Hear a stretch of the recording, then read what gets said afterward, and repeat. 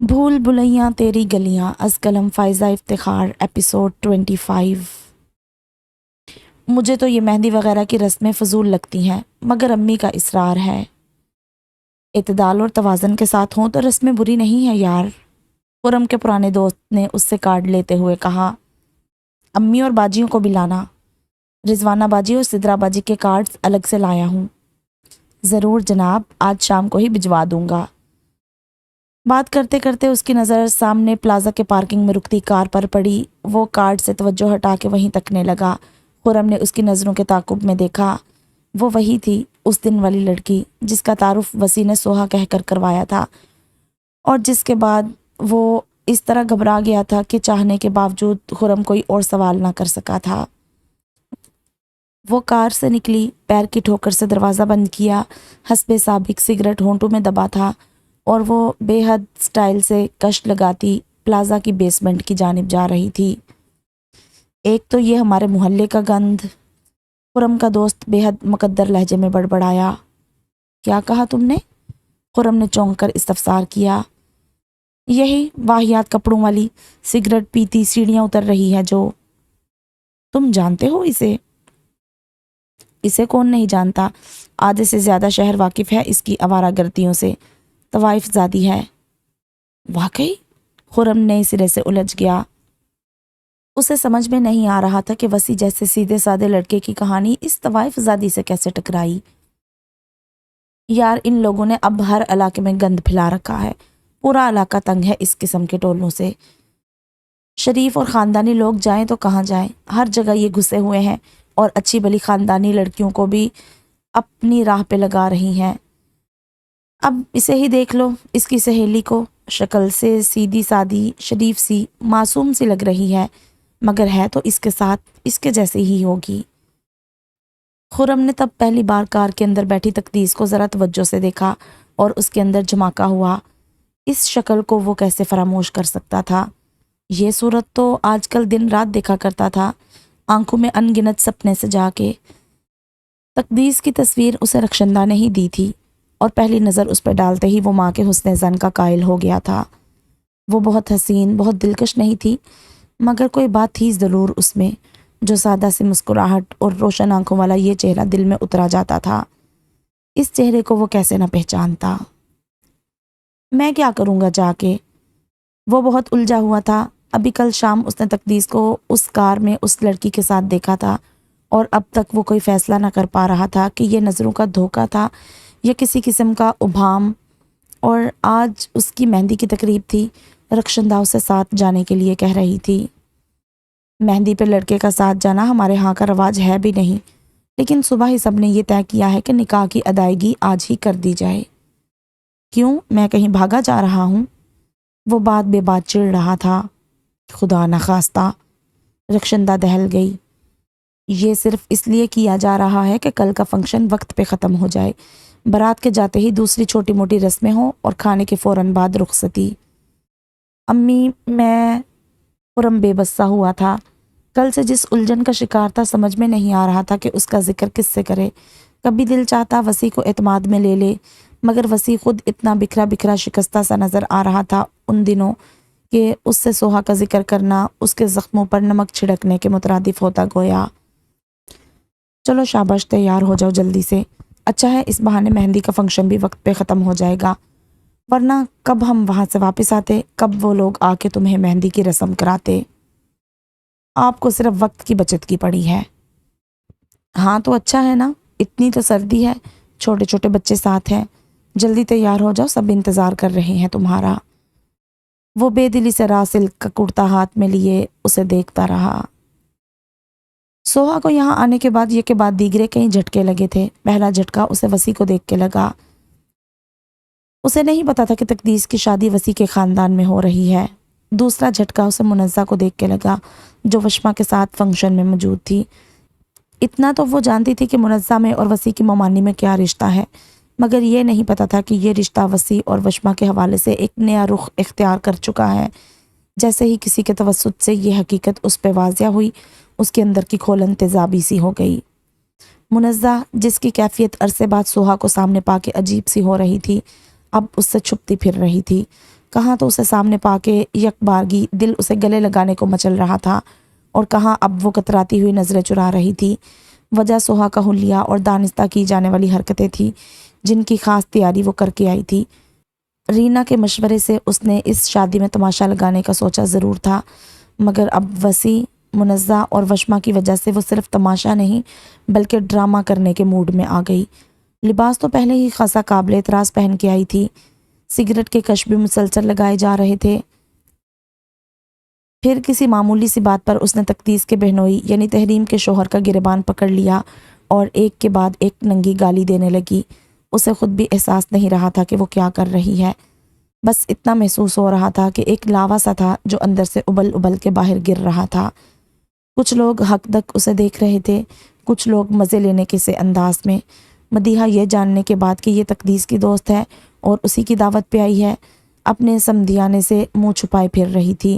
جعفر محمود کا بس نہ چل رہا تھا اس چند فٹ کی چھوکری کو اٹھوا کے باہر پھینک دے۔ اس نے سیکیورٹی کو بلا کے انتہائی سخت الفاظ میں کچھ کہا۔ منزہ کی نظریں زمین پہ گڑی جا رہی تھی، کیونکہ یہاں موجود سب لوگ نہ صحیح مگر چند ایک تو تھے جو جانتے تھے کہ وہ اس کی بیٹی ہے۔ پروین، ندا اور شوکت جہاں بیگم تعصب کے ساتھ ساتھ شکرانے کا اظہار بھی کر رہی تھی کہ خدا نے بروقت انہیں ایسا تماشا اپنے گھر میں لگوانے کی ذلت سے بچا لیا، اور تقدیس مائیوں کے جوڑے میں سر جھکائے بیٹھی اس وقت کو کوس رہی تھی جب پرانی دوستی کے لحاظ میں وہ اسے بلا بیٹھی۔ اس کے ساتھ ساتھ وہ ماں سے ہونے والی متوقع عزت افزائی کے لیے بھی خود کو تیار کر رہی تھی۔ خرم ہاتھ میں قلم لیے نکاح نامہ سامنے رکھے سوچ رہا تھا کہ اب کون سا موقع ہے اس سے بچنے کا۔ اس نے صبح ہی دل کڑا کر کے یہ فیصلہ کر لیا ہوتا تو آج زندگی میں اس لڑکی کو شامل نہ کرنا پڑتا جو ایسی صحبت کا شکار رہی ہے، اور کون جانے اس کی اپنی ذات میں اس کی دوست کے کون کون سے رنگ شامل ہیں۔ ان سب سے الگ ایک کونے میں کھڑا وسیع پتھرائی نظروں سے دو سیکیورٹی گارڈز کو سوہا کو کھینچتے ہوئے ہال سے باہر لے جاتے ہوئے دیکھ رہا تھا۔ یہ ہے کون؟ کسی نے بہت نزدیک کھڑے ہو کر سوال کیا تھا، اور منزہ بے ارادہ ہی چند قدم آگے بڑھ گئی تھی۔ حالانکہ سوال کرنے والے نے اسے مخاطب نہیں کیا تھا، لیکن اسے لگا جواب دہ وہی ہے۔ پتہ نہیں کیسے ماں باپ ہوتے ہیں، پیدا تو شوق سے کر لیتے ہیں، تربیت کرنا بھول جاتے ہیں۔ اب وہ جہاں کھڑی تھی وہاں ایک عورت بے حد تنفر سے یہ تبصرہ کر رہی تھی۔ بڑے عرصے بعد منزہ کی یادوں پر مظہر کی بھولی بصری آواز نے دستک دی۔ پتہ ہے مونا، ہم اپنی سوہا سے جتنا لاڈ پیار کریں گے اس سے کہیں زیادہ توجہ اس کی تربیت پر دیں گے۔ میں چاہتا ہوں یہ ایسی بنے کہ جو دیکھے وہ بے اختیار کہہ اٹھے کہ وہ کسی سمجھدار اور تعلیم یافتہ ماں کی گود سے نکلی ہے۔ میرے گھر والے جو ابھی میرے انتخاب پہ مجھ سے نالاں ہیں، قائل ہو جائیں کہ ایک اچھی نسل کی تکمیل کے لیے ایک اچھی شریک حیات کا ہونا کتنا ضروری ہے۔ منزہ گھبرا کے کرسی پر بیٹھ گئی۔ اس کا جسم پسینے میں بھیگ رہا تھا اور ہاتھ پیر ٹھنڈے ہو رہے تھے۔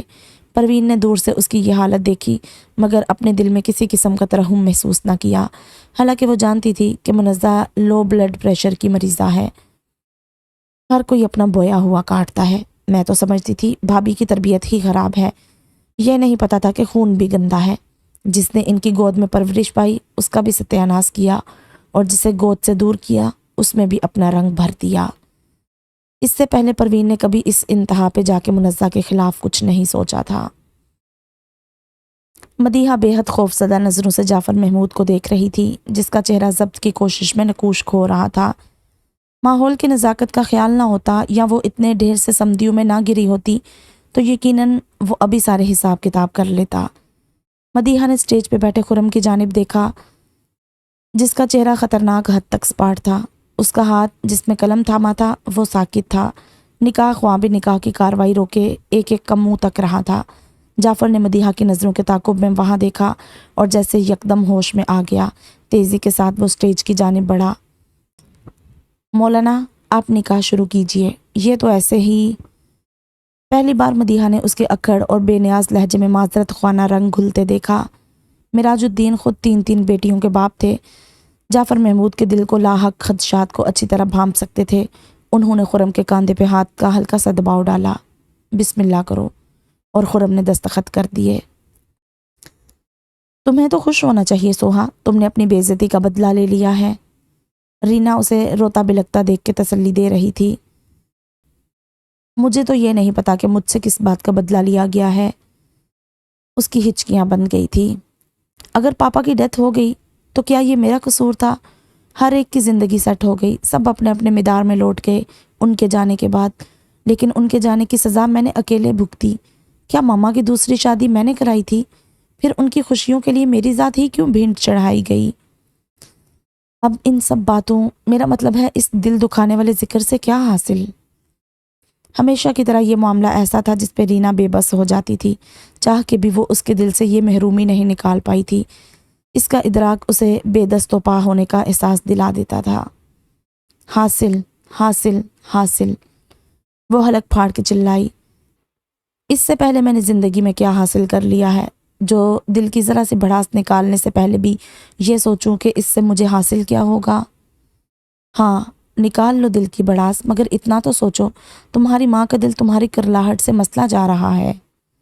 رینا نے آنکھوں میں آنسو بھر کے اس کا چہرہ ہاتھوں میں تھامنا چاہا، مگر اس نے بری طرح جھٹک دیا۔ کوئی نہیں ہے میری ماں، میں کسی کی اولاد نہیں۔ ایک لمحے کے لیے رینا کے رگوں میں دوڑتے خون میں ریت سی گھل گئی، جمنے لگا وہ شریانوں میں۔ سوہا، وہ کراہی، غلط نہیں کہہ رہی میں، مجھے اس لفظ سے ہی خوف آنے لگا ہے اب۔ ماں، اس نے استہزائیہ ہنکارا بھرا۔ وہ سب حکایتیں، وہ ساری کہانیاں جو ممتا کے متعلق مشہور ہیں، سب ایک فریب، ایک جھوٹ لگنے لگے ہیں مجھے۔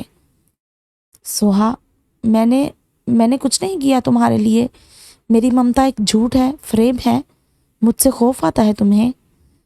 رینا کی رنگت زرد پڑتی گئی، مگر سوہا کو کچھ نظر نہیں آ رہا تھا۔ مائیں ایسی ہوتی ہیں، یہ کرتی ہیں اپنی اولاد کے ساتھ جیسا میری ماں نے کیا۔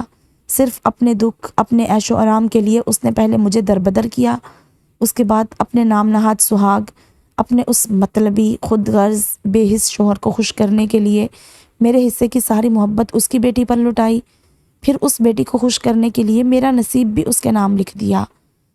آپ کو پتہ ہے تقدیس کی شادی جس شخص سے ہو رہی ہے وہ وسیع کا کزن ہے، فرسٹ کزن۔ اوہ، رینا اپنے طے معاملے کی تہہ تک پہنچ گئی۔ اور وہ صرف تقدیس کی مہندی کا فنکشن نہیں تھا، وسیع کی مہندی بھی۔ وہ بات کرتے کرتے پھر ہچکیاں لینے لگی۔ اور کسی اور سے نہیں، وشما سے، ماما کی لاڈلی بیٹی سے۔ یہ بات شاید رینا کے گمان سے بھی باہر تھی، اس لیے وہ فوری طور پر کچھ نہ کہہ سکی۔ میں بھی تو اسی ماں کی اولاد ہوں، سگی اولاد، پھر مجھے کیوں ٹھکرایا اس نے اور اس کے خاندان نے؟ اور وہ جس نے صرف خیرات میں محبت پائی ہے ماما کی، اسے وہ لوگ سر آنکھوں پر بٹھا رہے ہیں، کیوں؟ چلا چلا کے اس کے حلق میں خراشیں پڑ گئی تھی، ضبط کر کر کے اس کے دل پہ داغ پڑ چکے تھے۔ کبھی دل چاہتا دیواروں سے ٹکرے مارنے لگے، کبھی اس کا بس نہ چلتا کہ سامنے ہینگر سے لٹکی شیروانی تار تار کر ڈالے۔ وہ اس سے محبت کرتا ہے، یہ احساس کتنی دیر سے ہوا تھا اور کس برے وقت میں ہوا تھا۔ وشما کے ہاتھ میں اس کے نام کی مہندی لگی تھی، چند گھنٹوں بعد طلوع ہونے والا سورج ان دونوں کو ایک گہرے رشتے میں باندھنے والا تھا، اور وہ اب سوہا کی محبت کی تپش میں جھلس رہا تھا۔ میں نے تم سے اظہار کرنے میں جلدی کی، محبت کا اظہار کرنے میں بھی، اور محبت کے نہ ہونے کا اظہار کرنے میں بھی، اور محبت کرنے میں دیر کرتی، اتنی دیر کہ اب اس کا کوئی مداوع نہیں۔ کہتے ہیں محبت دل کے دروازے پر بار بار دستک نہیں دیتی۔ اس نے سوہا کی دستک کو نظر انداز کیا تھا، اور اب حسرت سے دل کے دروازے پر پڑے اسی کفل کو دیکھ رہا تھا جس کی چابی اس سے کھو چکی تھی، ہمیشہ کے لیے۔ آج شوکت جہاں کی خوشی کا کوئی ٹھکانہ نہ تھا۔ آج ان کے گھر سے دو دو باراتیں نکل رہی تھی، ایک ان کے سب سے بڑے پوتے کی، دوسری ان کے اکلوتے نواسے کی۔ مارے خوشی کے ان کا ضعیف چہرہ دمک رہا تھا۔ ہلکے مونگیا رنگ کے شفون بریزے کے سوٹ میں وہ کشمیری شال اوڑے بڑی معتبر لگ رہی تھی۔ اماں جان، سردی تو نہیں لگ رہی؟ ہیٹر کے پاس بٹھا دوں؟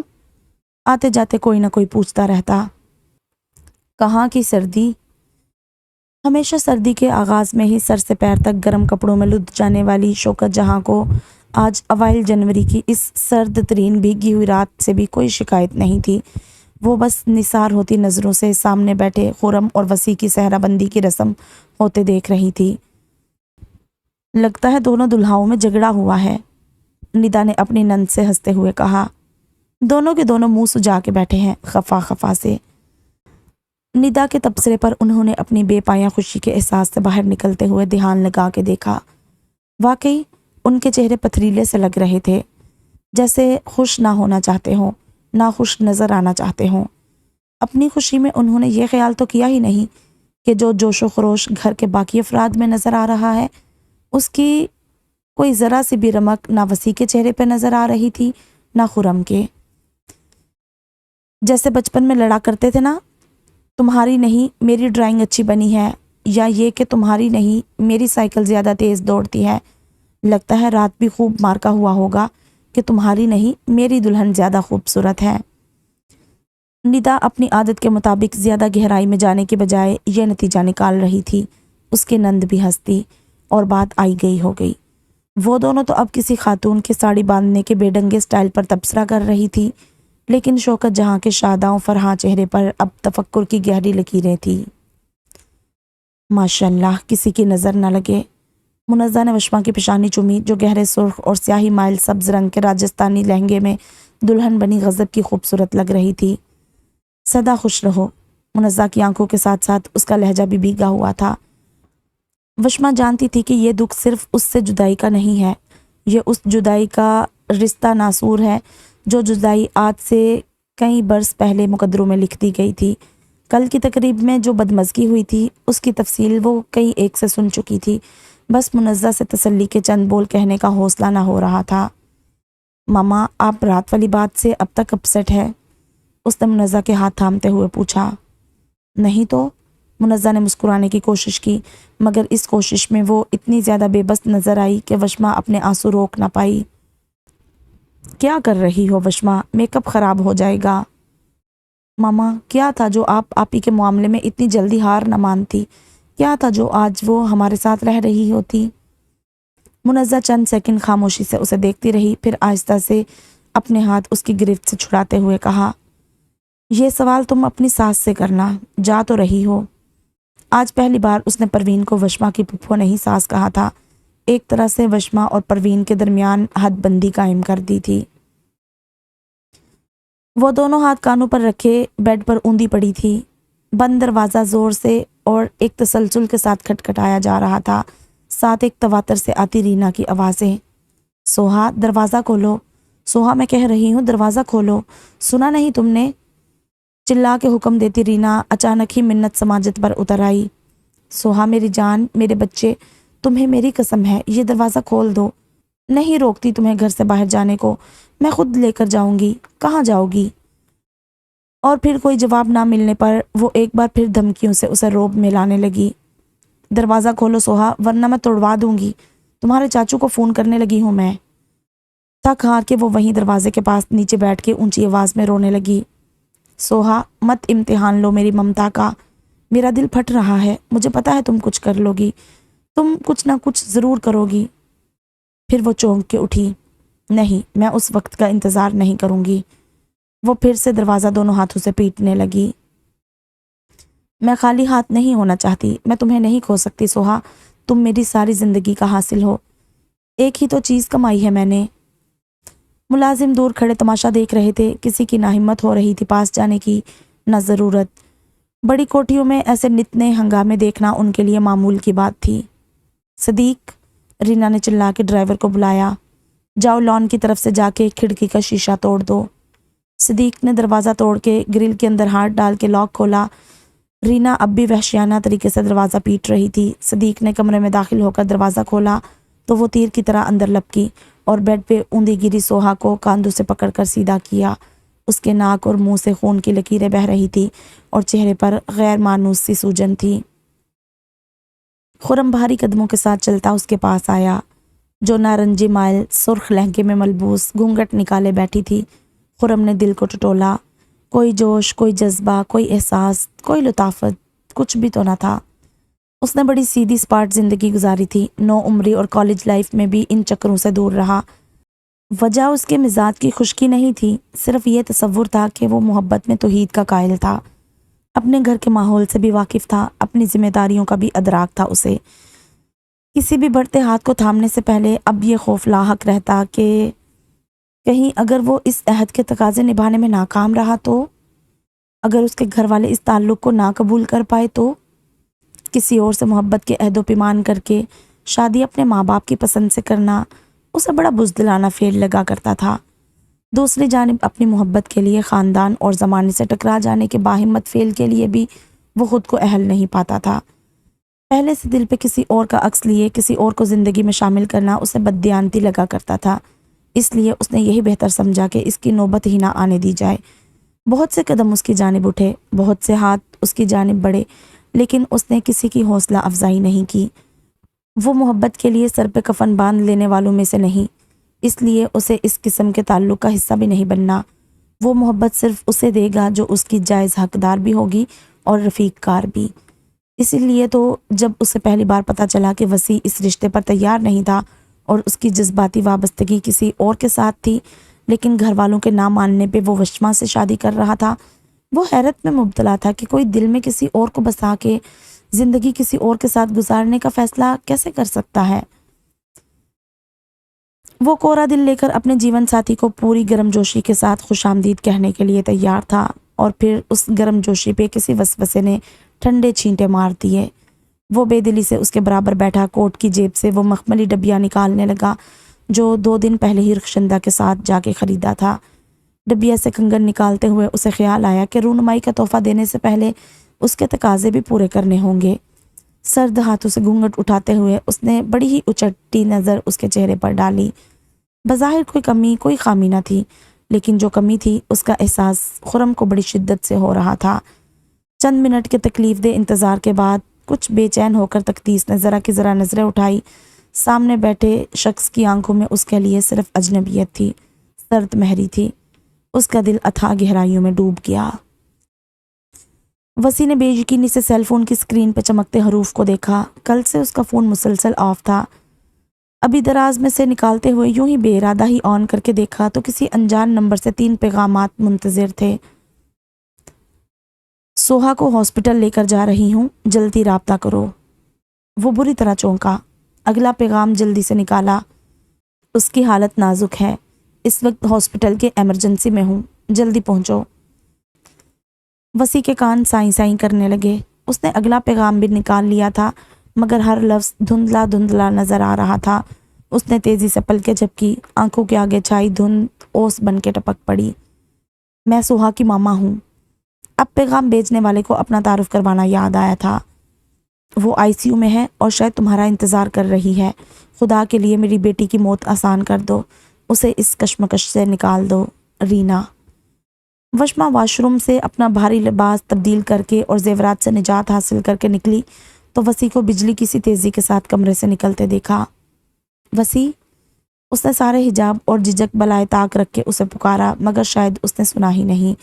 وشما ششدر کھڑی دیکھتی رہی۔ اس کی شیروانی صوفے پہ پڑی تھی، کلا میز پہ رکھا تھا۔ جس وقت وہ واش روم جا رہی تھی تب وہ اپنے جوتے اتار رہا تھا۔ وشما نے کرسی کے ساتھ رکھے اس کے سلیپرز دیکھے۔ پتہ نہیں وہ ننگے پیر ہی چلا گیا یا پھر…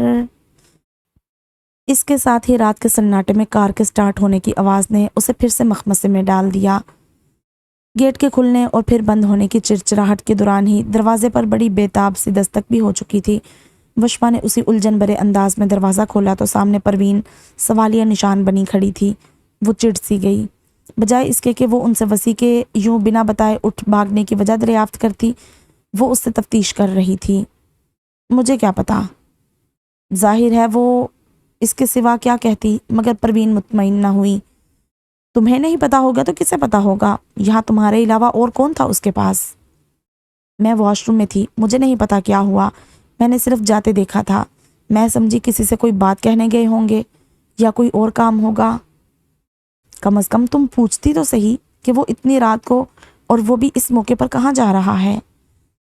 ان کی مسلسل جرا سے وہ اکتا رہی تھی، کیونکہ یہ سارے سوال تو خود اس کے اندر کلبلا رہے تھے۔ ان کے جواب کہاں سے دیتی وہ؟ مجھے اندازہ نہیں تھا کہ وہ گھر سے باہر جا رہے ہیں۔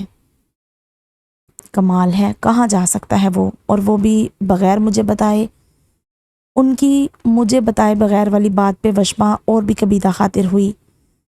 گویا صرف ان کو بتانا ضروری تھا، اور یہی بات قابل اعتراض ہے، بھلے بیوی کو بتائے یا نہ بتائے۔ کوئی فون آیا تھا؟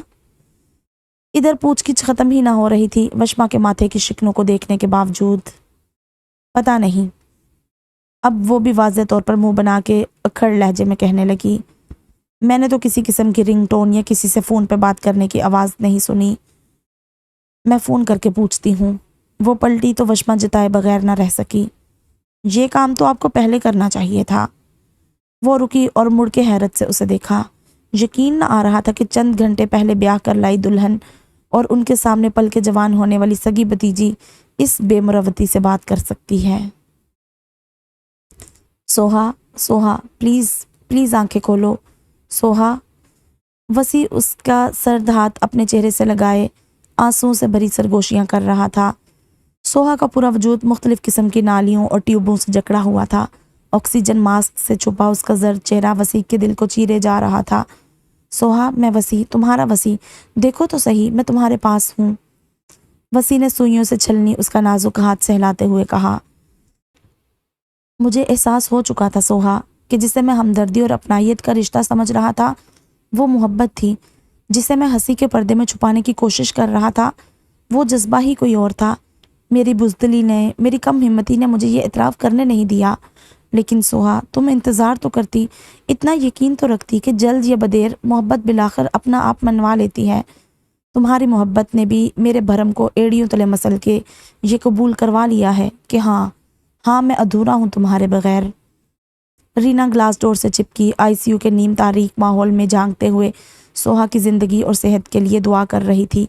वसी के आंसू उसे यकीन दिला रहे थे कि सोहा ज़रूर ज़िंदगी की जानिब पलट आएगी, क्योंकि उसे पुकारने वाला बहुत मोहब्बत और मान से पुकार रहा था। कहाँ हो तुम वसी? उसका सेल कई घंटों से साइलेंस पर था। रीना के बहुत ज़ोर देने पे वो आईसीयू से निकला तो सबसे पहले फ़ोन चेक किया। घर के नंबर से 11 मिस्ड कॉल्स थी। अब उसे एहसास हुआ कि शादी की रात बगैर किसी को बताए घर से निकलने पर सब क्या क्या सोच सकते हैं। उसने मतवक्को सवालों के मुमकिन जवाबात की तैयारी किए बगैर घर फ़ोन मिलाया। कहाँ हो तुम वसी? ये क्या हरकत है? एक तो बगैर किसी को बताए घर से निकल गए, वो भी शादी की पहली रात, घर में इतने मेहमानों की मौजूदगी का लिहाज किए बगैर, ऊपर से फ़ोन भी नहीं उठा रहे। मैं कुछ बिजी था मामी। खैर तो है वसी? बेटा बताते क्यों नहीं? उसके लहजे में कुछ ऐसी शिकस्तगी थी कि परवीन का सारा तैश, सारा गुस्सा सिर्फ तशवीश में बदल गया। एक दोस्त का एक्सीडेंट हो गया था मामी, जल्दी में घर से निकलना पड़ा, सॉरी किसी को इत्ला नहीं दे सका। दोस्त का एक्सीडेंट? किस दोस्त का? आप नहीं जानती उसे, नया दोस्त है, ऑफिस में साथ होता है। एक के बाद एक झूठ बोलना पड़ रहा था। नया दोस्त है तो तुम घंटों से वहाँ क्यों बैठे हो? यहाँ हम मेहमानों को क्या जवाब देंगे? अभी तो सब सो रहे हैं, उठेंगे तो तुम्हारी गैर मौजूदगी का कोई तो जवाब देना होगा। क्या बताएंगे कि दुल्हा नई नवेली दुल्हन को छोड़ के एक नए नवेले दोस्त की नाज बर्दारियाँ कर रहा है। परवीन की झंझलाहट फिर से ऊद कर आई।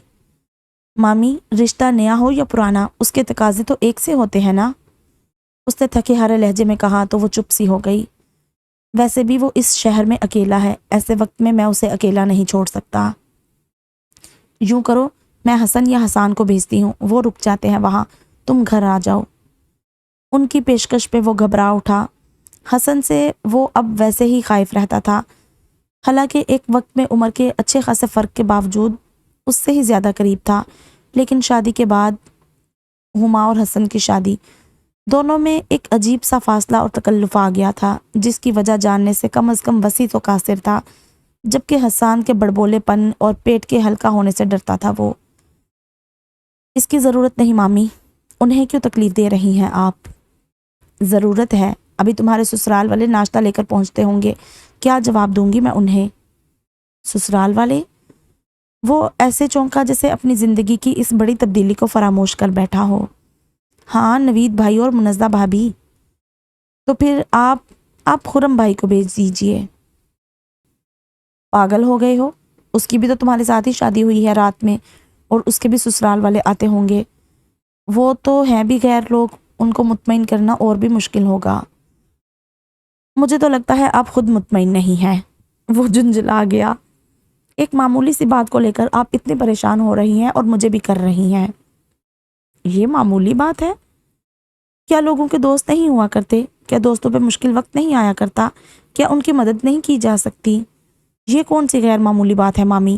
آپ سچ سچ بتا دیجیے گا نوید انکل کو، اور اتنا ہی ہے تو یہ مت بتائیے گا کہ میں رات سے یہاں ہوں، کہہ دیجیے گا کہ ابھی نکلا ہوں۔ لیکن تم ہو کس ہسپتال میں؟ اب تک وہ دل ہی دل میں جھلاتے ہوئے جھوٹ پہ جھوٹ بولتا چلا جا رہا تھا، لیکن اس معاملے میں نہ جھوٹ بولا جا سکتا تھا نہ سچ بتایا جا سکتا تھا۔ ہیلو ہیلو مامی، شاید سگنلز نہیں آ رہے، میں کچھ دیر میں کرتا ہوں۔ سامنے سے رینا کو آتے دیکھ کر اس نے سیل فون جیب میں ڈالا۔ اس کے ہاتھ میں چائے کے 2 ڈسپوزیبل کپ تھے۔ نہیں شکریہ، لے لو، رات بھر کے جاگے ہو، فریش ہو جاؤ گے۔ ضرورت محسوس نہیں ہو رہی، میں جو کہہ رہی ہوں لے لو۔ یہ استحقاق رینا کے لہجے میں کبھی نہ آتا اگر وہ وسیع کے منہ سے سوہا کے لیے اعتراف محبت سننا چکی ہوتی۔ میری مانو تو کچھ دیر گھر جا کے آرام کر لو، جب تک سوہا کو ہوش نہیں آتا میں نہیں جاؤں گا۔ جب ہوش آئے گا تب تو جاؤ گے نا؟ اس نے بڑے عجیب انداز میں پوچھا۔ وہ چونک کر سوالیہ نظروں سے دیکھنے لگا۔ رینا کے خشک ہونٹوں پر ایک ملال میں ڈوبی مسکراہٹ تھی۔ تمہیں اسے چھوڑ کے جانا ہی ہے وسیع، اپنی زندگی میں لوٹنا ہی ہے جس کا آغاز تم نے کل رات کیا ہے۔ پھر کیا فرق پڑتا ہے کہ اس کے ہوش میں آنے کے بعد جاؤ یا اب؟ وسیع چند سیکنڈ غور سے رینا کے چہرے کو دیکھتا رہا جہاں آس و نراس کے رنگ بکھرے تھے۔ ایک ایسا جواب نہ سننے کی شدت سے تمنا تھی جو اس کی خوش فہمیوں اور خوش گمانیوں کو مسمار کر دیتا۔ ایک ایسا اقرار سننے کی آس تھی جو اس کی بیٹی کو زندگی کی جانب کھینچ لاتا۔ نئی زندگی کیا ہے میں نہیں جانتا، زندگی کا نیا مطلب، نیا مقصد کیا ہے یہ میں جانتا ہوں، اور وہ ہے سوہا۔ کیا کہہ رہی ہیں آپ؟ حسن بوکھلا گیا۔ وہ رات سے گھر پہ نہیں ہے؟ ہاں، اور ابھی بھی آنے پہ تیار نہیں۔ بتاؤ بلا، اب ایسی بھی کیا دوستی یاری جس کے لیے بندہ گھر بار بھلا دے، معاملے کی نزاکت کو بھی نہ سمجھے؟ بھر پائے ہم ایسی ہمدردی اور خدا ترسی سے جس کی وجہ سے زمانے کے آگے تماشا لگ جائے۔ ہے کہاں وہ؟ بتایا ہی نہیں، اوپر سے فون بھی بند کر دیا ہے۔ میں نے پہلے ہی کہا تھا مت کریں اس کی شادی وشما سے، جب اس کی مرضی نہیں تو۔ یہ کوئی موقع ہے ایسی بات کرنے کا؟ وہ جزبز ہو کے رہ گئی، اور اس کی کسی بات سے ظاہر نہیں ہو رہا ہے کہ وہ وشما کی وجہ سے گھر سے غائب ہے۔ اللہ جانے کون دوست ہے جس کے سرہانے لگا بیٹھا ہے۔ میں نے کہا بھی کہ حسن کو بھیج دیتی ہوں اس کے پاس، اگر بیچارہ اتنا ہی زخمی اور لاچار ہے تو کم از کم تم گھر آ جاؤ، لیکن نہیں، الٹا کہہ رہا ہے بھیجنا ہے تو خرم کو بھیجو۔ خرم کو؟ حسن بری طرح چونکا۔ یعنی خرم اصل معاملے سے واقف ہے۔ ابھی تمہارے ابو جاگ جائیں گے تو پھر سے 100 سوالوں کا سامنا کرنے کے لیے میں اکیلی۔ اللہ جانے کیوں نہیں یہ بچے چین لینے دیتے۔ وہ بڑبڑاتی ہوئی باہر نکلی، ذل ہمات چائے لے کر اندر داخل ہوئی۔ چچی کیوں پریشان ہو رہی ہیں؟ آپ انہیں سمجھائیے گا کہ وسیع اتنا غیر ذمہ دار نہیں ہے، ضرور کوئی وجہ ہوگی، ورنہ اس سے زیادہ غیر ذمہ داری اور کیا ہوگی؟ اور امی نے تو پریشان ہونا ہی ہے، وہ جو بیچاری رات بیاہ کی آئی ہے اس کا حال کیا ہوگا، اس کا سوچا تم نے؟ حسن کو بار بار صرف وشما کی فکر ستائی جا رہی تھی۔ کہاں تو کل تک وہ وشما کے نام سے بلا وجہ خار کھا رہا تھا۔ اس کے اندر کی خجالت اسے جنجلاہٹ میں مبتلا کر رہی تھی کہ جس لڑکی سے اس نے بڑی بے خوفی سے اظہار محبت کھل کے کر دیا تھا، اس کو چپ چاپ چھوٹے بھائی کی بیوی بنا کے لانا پڑ رہا ہے، اور اب اسی وشما سے ہمدردی ہو رہی تھی کہ کسی اور کے عشق میں گرفتار وسیع گھر والوں کا بدلہ اس معصوم سے لے رہا ہے۔ وشما کے گھر والے چاچی کے اپنے میکے والے ہیں، سمجھ جائیں گے اگر طریقے سے سمجھایا جائے تو۔ ایسی کوئی… تم چپ رہو، کیوں بلا وجہ دخل دے رہی ہو؟ حسن نے ڈپٹ کے کہا تو ذل ہما ناراض سی کپ اس کے پاس رکھ کے پلٹ گئی۔ تمہاری اس دوست کا نمبر کیا ہے؟ تقدیس اپنے کھلے لمبے بالوں میں برش کر رہی تھی جب اسے خرم کی سرد و سنجیدہ آواز سنائی دی۔ جی؟ اس نے پلٹ کر اسے دیکھا۔ اسی دوست کا جو مہندی کی رات اپنی نسل دکھا رہی تھی، اس کی بات کر رہا ہوں میں، اسی طوائف زادی کی۔ اگرچہ تقدیس کے دل میں سوہا کی اس حرکت کی وجہ سے اس کے لیے بہت سا میل تھا، مگر اپنے شوہر کی زبان سے کسی عورت کے لیے ایسے تذلیل بھرے الفاظ سننا اسے اچھا نہیں لگا۔ اپنے سامنے کھڑا بظاہر خوش شکل خوش گفتار تعلیم یافتہ شخص اسے اجڑ اور گوار سا لگا۔ آپ کیوں پوچھ رہے ہیں؟ نہ چاہ کے بھی اس کی ناگواری لہجے سے چھلک گئی۔ فکر مت کرو، اس سے تمہارے بارے میں کچھ نہیں جاننا مجھے۔ خرم کے تنزیہ کہنے پہ تقدیس کے اندر ایک خطرے کا علام سا بجا۔ وہ اندر ہی اندر لرز کے رہ گئی۔ رات سے جس انہونی کا خدشہ اسے بار بار ہو رہا تھا وہ سامنے آ کے رہی۔ اس کا شوہر، اس کی زندگی کا ساتھی، نگاہوں میں اجنبیت اور بے پناہ شکوک و شبہات لیے اسے دیکھ رہا تھا۔ مجھے اس سے کچھ جاننا ضرور ہے، مگر وسیع کے بارے میں، جو رات سے گھر سے غائب ہے۔ تقدیس بھی وسیع کے بارے میں جان چکی تھی کہ سوہا کا وہ دوست جس کی وجہ سے اس نے اس مست ملنگ سی لڑکی میں ان گنت تبدیلیاں آتے دیکھی تھی اور جس کے حوالے سے وہ اسے چھیڑا کرتی تھی، وہ رشتے میں اس کا دیور لگتا ہے۔ غائب ہے؟ اب وہ سمجھی کہ صبح سے گھر میں جو عجیب سے ٹینشن پھیلی ہوئی ہے اس کی وجہ کیا ہے، اور مجھے پکا یقین ہے کہ اسی ڈرامے باز لڑکی نے کوئی چال چلی ہوگی ہم سب کو پریشان کرنے کے لیے۔ نہیں، یہ آپ کا وہم ہے، وہ کہے بغیر رہ نہ سکی۔ کیوں؟ بہت اعتماد ہے اپنی سہیلی پہ، رگ رگ سے واقف ہو اس کی؟ نہیں، لیکن اس حقیقت سے ضرور واقف ہوں کہ دونوں میں ایسا کوئی تعلق نہیں۔ اتنی رازدار ہو؟ خرم نے چبھتے ہوئے لہجے میں کہا، جبکہ تمہاری امی کل وضاحتیں دے رہی تھی کہ اس لڑکی سے تمہاری بس دور کی سلام دعا ہے۔ تقدیس کو مزید وضاحتیں دینا خود کو اور بھی جھوٹا ثابت کرنے کے مترادف لگا۔ وہ سر جھکا کے چپ رہ گئی اور اس کی یہ خاموشی خرم کو اور بھی سلگا گئی۔ نمبر دو مجھے اس کا۔ تقدیس نے بیڈ سے سیل فون اٹھایا اور سوہا کا نمبر ملا کے خرم کو تھما دیا۔ شکر ہے اللہ کا، سوہا کو ہوش تو آیا، رینا نے آنسو پونچھتے ہوئے کہا۔ ہاں، مگر ڈاکٹر ابھی اس سے ملنے نہیں دے رہے، وسیع کے لہجے میں بےتابی ہوک رہی تھی۔ اتنا ہی بہت دل کی تسلی کے لیے کہ ڈاکٹروں کے مطابق خطرہ ٹل گیا ہے۔ رینا نے شفقت کے اظہار کے طور پر اس کا شانہ تھپ تھپایا اور وسیع کو اس لمح سے گو نہ گو سہارا ملا۔ ایک عجیب سا درد مشترک دونوں کو کل رات سے یکجا کیے ہوئے تھا۔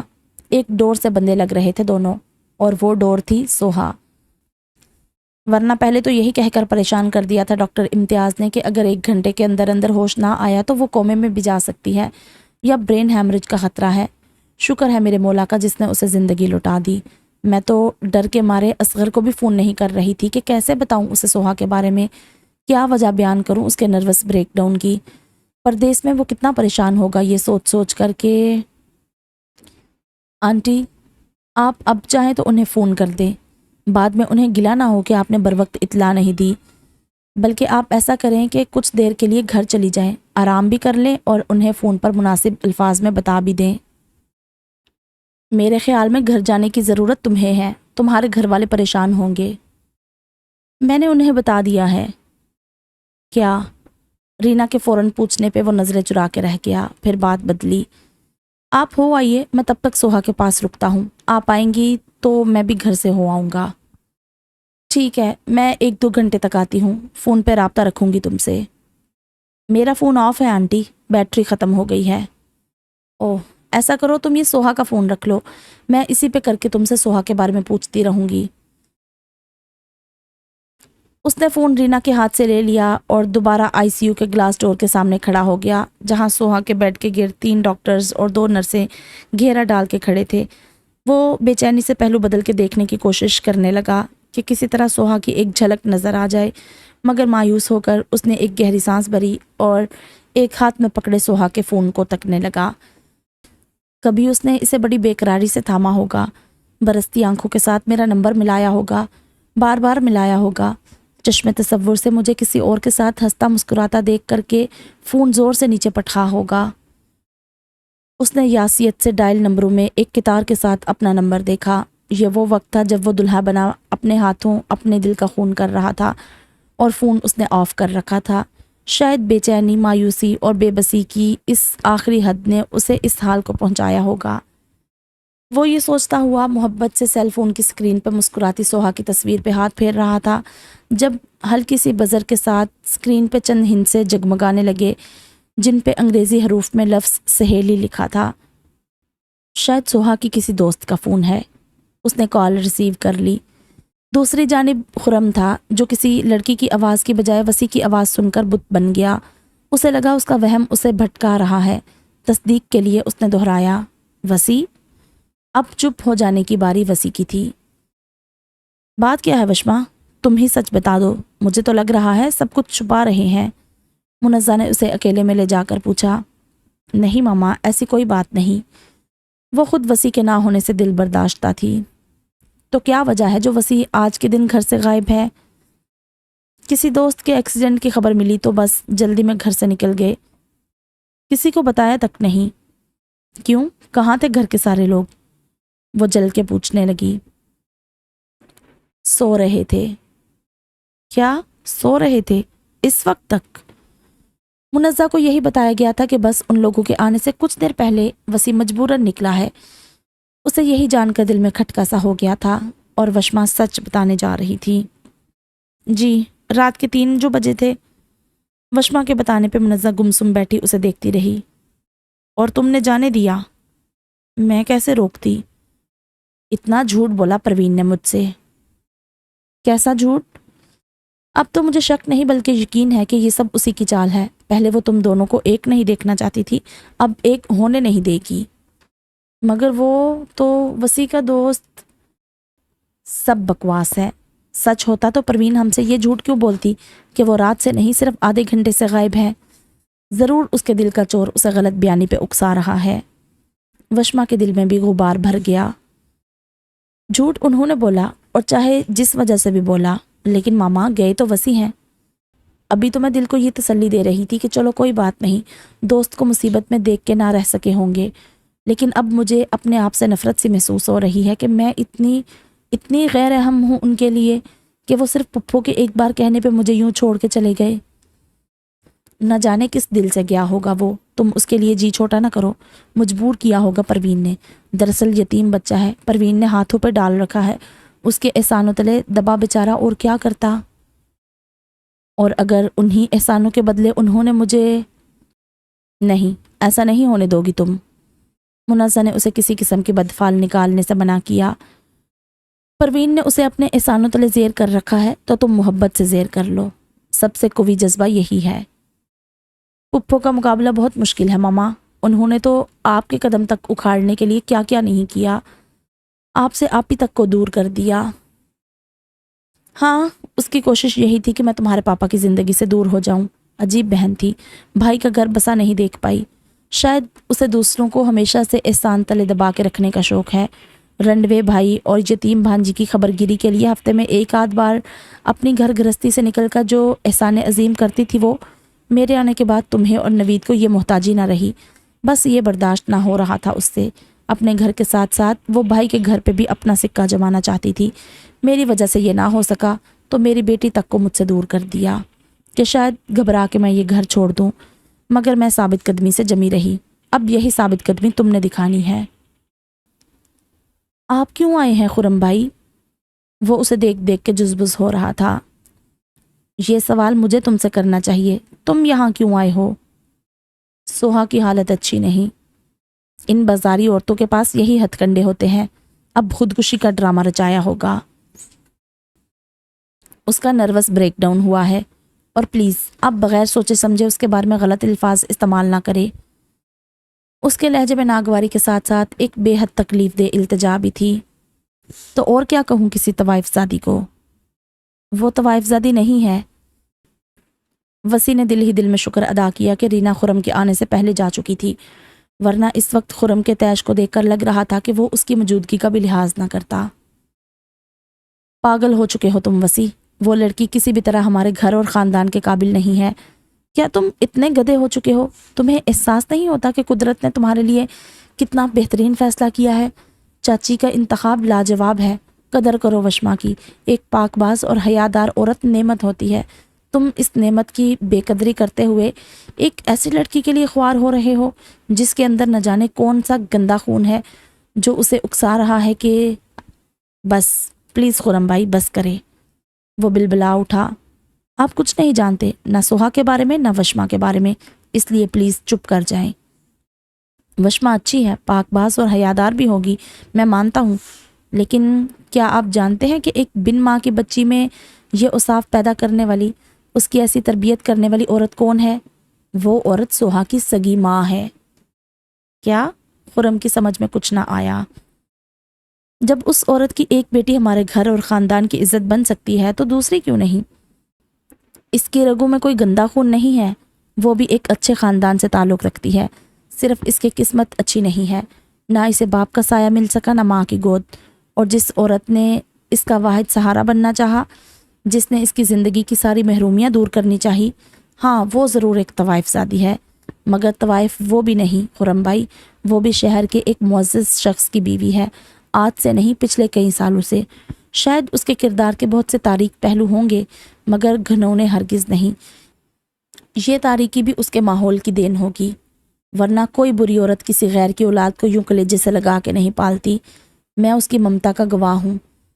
رات بھر میں نے اس عورت کی جو حالت دیکھی ہے، وہ عورت جو بقول آپ کے ایک طوائف ہے، وہ حالت اگر اس کی ماں بھی اس جگہ ہوتی تو شاید اس کی بھی نہ ہوتی، اور وہ لڑکی جو اندر ابھی ابھی موت کو شکست دے کر ہانپ رہی ہے، اس کا دل کتنا حساس اور نازک ہے، اس کا اندازہ آپ اس سے لگا لیں کہ صرف مجھے کھونے کی کسک نے اس کی سانسیں تک روک دی تھی۔ پھر کیسے آپ اسے غلط قرار دے سکتے ہیں؟ تم صرف کتابی باتیں کر رہے ہو وسیع، ایسے قصے صرف فلموں میں دیکھنے کی حد تک بھلے لگتے ہیں۔ حقیقت یہ ہے کہ کل تم نے اپنے پورے ہوش و حواس میں ایک معصوم اور شریف لڑکی کو قرآن اور رسول اللہ صلی اللہ علیہ وآلہ وسلم کو گواہ بناتے ہوئے اپنی زندگی میں شامل کیا تھا۔ کیا اس سے انکار کر سکتے ہو؟ وسیع لاجواب نظر آنے لگا۔ اور تم اس پاک رشتے میں بددیانتی کے مرتکب ہو رہے ہو۔ تمہیں اس وقت جس کے پاس ہونا چاہیے تم اس کے پاس نہیں ہو، اور جہاں نہیں ہونا چاہیے وہاں پائے جا رہے ہو۔ یہ محبت اور توجہ اس کا حق ہے، اس لڑکی کا نہیں۔ میں مجبور ہوں خرم بھائی، محبت ذمہ داری، حق اور اصول سے ماورا چیز ہے۔ دل ان حد بندیوں کو نہیں مانتا، اور ایسا نہیں ہے کہ میں نے کوشش نہیں کی، یہ شادی اسی کوشش کا نتیجہ ہے۔ میں نے سوچا تھا بہت آسان ہے دل کو مار کے بڑوں کی خواہش پوری کرنا، محبت کو دفن کر کے صرف حقوق و فرائض کی جنگ لڑنا، لیکن یہ مجھ سے نہیں ہو پایا۔ اگر میں اس میں کامیاب ہو گیا ہوتا تو واقعی آج یہاں نہیں وہاں اس کے پاس ہوتا، لیکن میں ایسا نہیں کر پایا، بلکہ اس لا حاصل کوشش کے نتیجے میں میں نے اس لڑکی کے لیے زندگی کو اور مشکل کر دیا جو پہلے ہی ہچکولے لے رہی تھی۔ پہلے میں اس کا دل توڑنے کا مجرم تھا، اب تو میں اس کی محبتوں کا قرض دار ہوں خرم بھائی، اسے میری ضرورت ہے، مجھے یہ قرض ادا کر لینے دے۔ آپ کو خدا کا واسطہ ہے خرم بھائی، مجھے ساتھ چلنے پہ مجبور مت کرے، اس وقت میں اسے ایک لمحے کے لیے بھی اکیلا نہیں چھوڑ سکتا۔ اس نے باقاعدہ ہاتھ جوڑ دیے خرم کے سامنے۔ ہوش سے بے ہوشی میں جاتے ہوئے جو آخری خیال اس کے ذہن کو چھوا تھا وہ یہ تھا کہ وہ اس زندگی سے اور اس کی تمام آزمائشوں سے آزاد ہو رہی ہے۔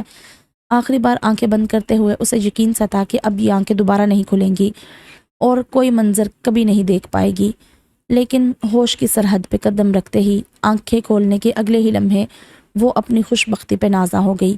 اس لیے نہیں کہ وہ ایک بار پھر سانس لے رہی تھی، اس لیے وہ اس کے سامنے سانس لے رہی تھی، اس لیے نہیں کہ اس کی آنکھیں کوئی اور منظر دیکھ رہی تھی، بلکہ اس لیے کہ وہ اسے دیکھ رہی تھی۔ وسیع، اس کے لبوں نے نامحسوس سی سرگوشی کی۔ ہاں وسیع، تمہارا وسیع۔ وسیع نے اس کے کپ کپاتے ہاتھ گرم جوشی سے دبا کے اسے یقین دلانا چاہا۔ سوہا کی پلکیں سکون سے مل گئی۔ اس کے زرد چہرے پہ ہلکورے لیتا اطمینان اور سفید پٹے ہونٹوں کی مسکراہٹ وسیع کے دل سے احساس جرم کو کم کرنے لگے۔ کہاں تھے آپ؟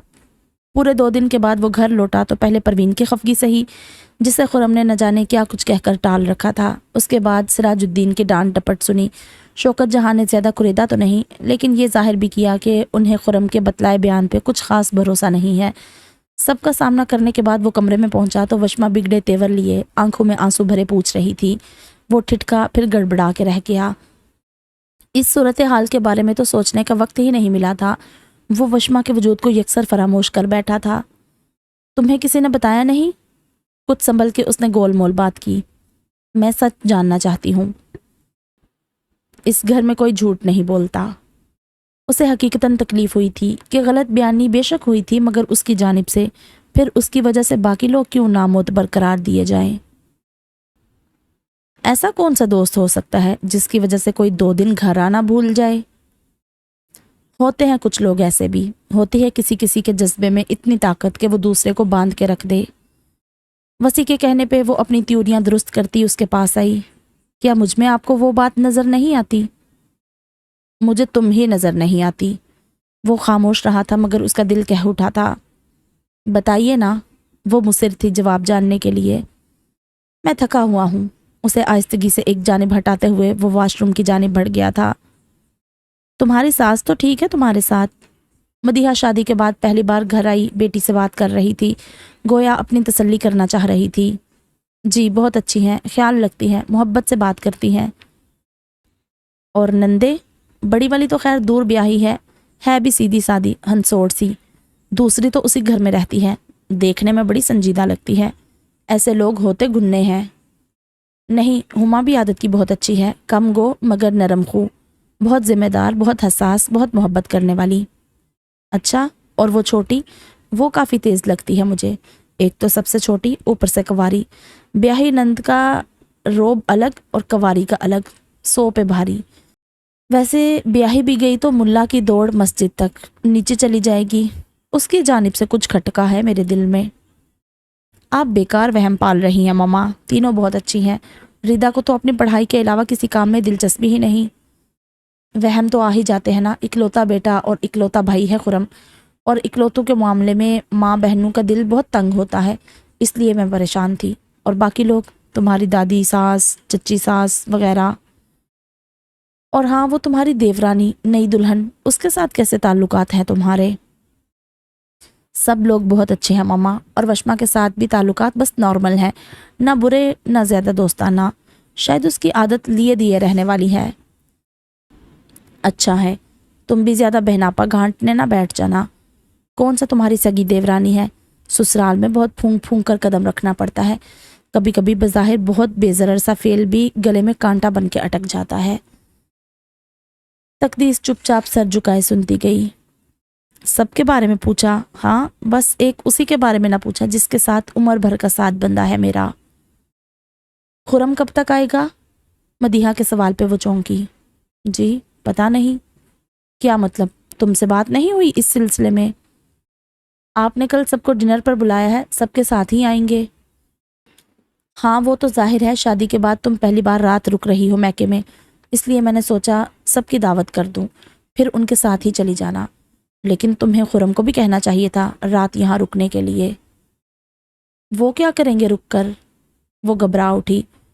نئی نئی شادی کے نئے نئے دن تھے، مگر اس کا ساتھ تقدیس کے دل کو اچھوتے جذبات سے مہکانے یا حیا سے بوجھل کرنے کی بجائے ایک عجیب سی گھبراہٹ میں مبتلا کرتا تھا۔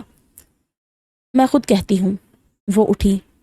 رہنے دینا مما، میں اکیلی آپ کو اچھی نہیں لگتی؟ کیسی باتیں کر رہی ہو؟ لیکن شادی کے بعد بیٹیاں شوہر کے ساتھ کھڑی ہی اچھی لگتی ہیں۔ پلیز ماما، بات کو سمجھنے کی کوشش کریں۔ وہ سمجھا نہیں پا رہی تھی کہ ان اولین دنوں میں باپ کے سامنے شوہر کے ساتھ رہنا اسے حجاب میں مبتلا کر رہا تھا، اور دوسری وجہ اس کے اور خرم کے درمیان سرد تعلقات اور خرم کا شکوک بھرا رویہ بھی تھا، جس کی بھنک بھی وہ اپنی ماں اور بہن کو نہیں دینا چاہتی تھی۔ میں صرف ایک رات اور ایک دن یہاں اپنے لیے گزارنا چاہتی ہوں، انہی پرانے دنوں کی یاد میں، پلیز۔ ارے خرم بیٹا، تم؟ مدیحہ نے سامنے دیکھ کے حیرت سے کہا تو تقدیس کرنٹ کھا کے اچھلی۔ وہ لاؤنج کے دروازے کے بیچوں بیچ کھڑا سنجیدہ نظر آ رہا تھا۔ تم اپنا بیگ کار میں ہی بھول گئی تھی، دینے آیا تھا۔ اب آ گئے ہو تو چائے پی کے جانا، میں تقدیس کے پاپا کو بلا کے لاتی ہوں۔ مدیحہ کے اسٹڈی کی طرف جانے پہ تقدیس نے اسی حالت میں کھڑے خرم کو مخاطب کیا۔ آپ بیٹھے نا پلیز۔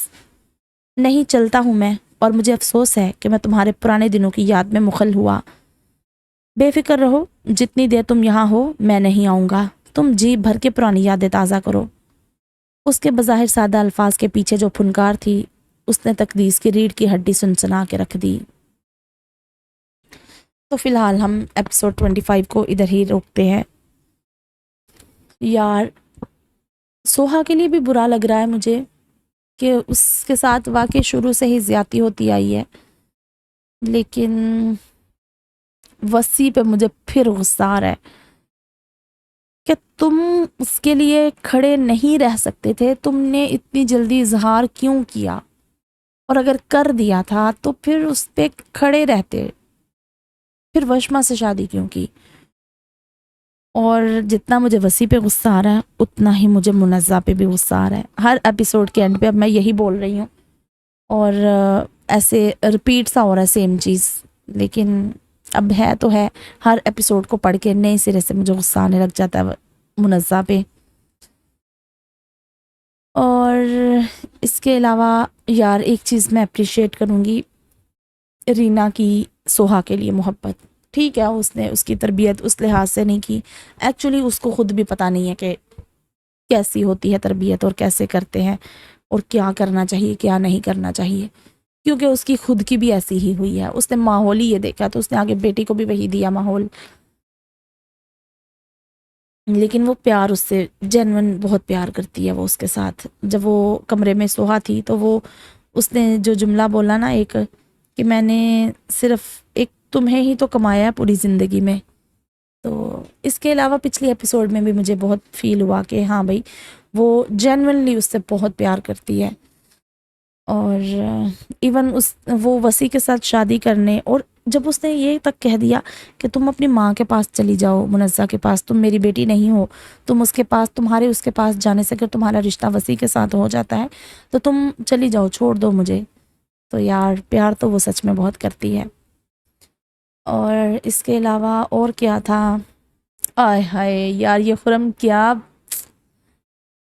یار کیا اس نے اینڈ پہ کر دیا. اچھا لگ رہا تھا مجھے، اچھا بھی لگا اس کا سارا بلڈ اپ جو بنا رہے تھے خرم کا، لیکن یہ کیا یار وہ تقدیس کے ساتھ کیسے پیش آ رہا ہے. اور اب جو اینڈ والا سین ہم نے پڑھا ہے کہ وہ اتنا اس سے وہ بددل ہو چکا ہے کہ وہ کہہ رہا ہے کہ ہاں بھائی تم اپنے پرانے دن جو ہے نا وہ یاد کرو، میں اب نہیں آؤں گا جب تک کہ تم مطلب ادھر ہو. لیٹس سی ان کا رشتہ آگے کس طرف کو جاتا ہے. یہ تو پتہ ہے کہ مطلب ایسے لو ٹو ہیٹ کی طرف ہی ہیٹ ٹو لو کی طرف ہی جائے گا. لیکن مزہ آئے گا پڑھنے میں. جو سلو برن رومانس ہوتا ہے مجھے وہ اچھا لگتا ہے. اور اس کے علاوہ ہاں ہما اور حسن، یار یہ حسن جو ہے نا دل سے نکال نہیں پا رہا وشما کو. ٹھیک ہے اس نے اظہار نہیں کیا، لیکن مجھے ایسے لگتا ہے وہ کسی دن نا بھانپ لے گی ہما. جس طرح وہ وشما کی ہمدردی میں بول رہا ہے نا، ہما کیا سب کو پتہ چل جائے گا. لیٹس سی پتہ چلتا ہے کہ نہیں، اینڈ تک دیکھیں گے. ٹھیک ہے، اور چلے ٹھیک ہے بھائی، پھر جلدی ہی ملتے ہیں نئی ایپیسوڈ کے ساتھ. تب تک آپ اپنا بہت سارا خیال رکھیں. اللہ حافظ.